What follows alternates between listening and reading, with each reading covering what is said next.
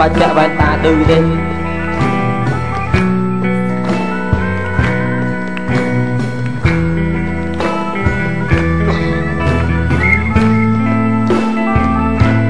អូនសម្លឹងមកចំភ្នែកបង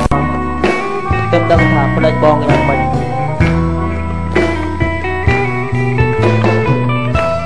កើតម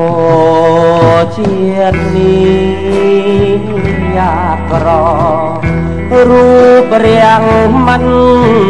ល្អរបស់សំណងផឹកកាទឹកទៅយោ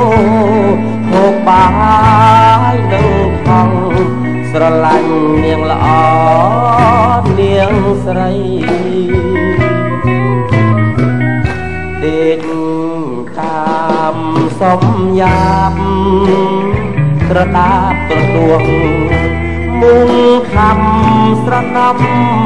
ខ្លួនរើថ្ងៃស្នាងបងបានជាប់กับភ្លេងមកផ្ទាំងបងអួតនាងស្រីក្រមុំយកប្តីគូថ្មីថ្ងៃកាអូចិត្តណងចិត្តនាងបើចិត្តនាងខ្មៅនាងអបយួ